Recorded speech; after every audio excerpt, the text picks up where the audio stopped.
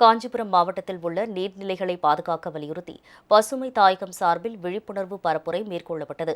காஞ்சிபுரம் மாவட்டம் நத்தப்பேட்டை, தென்னேரி, வையாவூர் உள்ளிட்ட ஏரிகளை பாதுகாக்க கோரி பசுமை தாயகம் சார்பில் விழிப்புணர்வு பரப்புரை நிகழ்ச்சி நடைபெற்றது. இதில் காஞ்சிபுரம் மாவட்ட செயலாளர் மகேஷ்குமார், பசுமை தாயகம் துணை செயலாளர் ஐனா கண்ணன், முன்னாள் சட்டப்பேரவை உறுப்பினர் சக்தி கமலாம்பாள், மாவட்ட தலைவர் உமாபதி, நகர செயலாளர் சுந்தர், ஒன்றிய செயலாளர் அருண் உள்ளிட்டோர் பங்கேற்றனர். நீர்நிலைகளை காக்க வேண்டும் என்பதை பசுமை தாயகத்தின் தலைவரும் முனைவர் சௌமியா அன்புமணி அவர்களின் கோரிக்கையை ஏற்று எங்கள் மருத்துவர் ஐயா, மருத்துவர் சின்னையாவின் ஆணைக்கிணங்க இன்று காஞ்சிபுரம் மேற்கு மாவட்டம் காஞ்சிபுரம் மற்றும் உத்தரமேரூர் பகுதியில் விழிப்புணர்வு பிரச்சாரம் மேற்கொள்ளப்பட்டது. சென்ற இடங்களெல்லாம் மக்களிடையே நல்ல வரவேற்பை பெற்றது.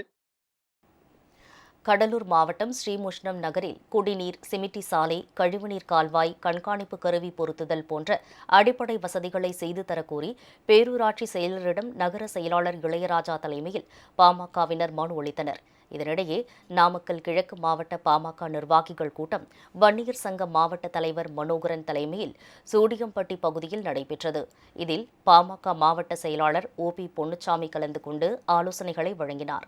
மாமல்லபுரத்தில் நடைபெறவுள்ள சித்திரை முழுநிலவு இளைஞர் பெருவிழா மாநாட்டில் திரளானோர் பங்கேற்பது என கூட்டத்தில் முடிவெடுக்கப்பட்டது. வன்னியர் சங்க இளைஞர் பெருவிழா மருத்துவர் அன்புமணி ராமதாஸ் தலைமையில் நடைபெறவுள்ளது. அதில் சேந்தமங்கலம் தொகுதியிலிருந்து 50க்கும் மேற்பட்ட வாகனங்கள் கலந்து கொள்வதென்றும் ஒவ்வொரு ஊரிலும் விளம்பர பதாதைகள் வைப்பதென்றும் இதற்கு அனைத்து பகுதியிலிருந்தும் திரளான 5000 பேருக்கு மேல் இந்த மாநாட்டில் கலந்து கொள்வதென்று முடிவு செய்யப்பட்டது.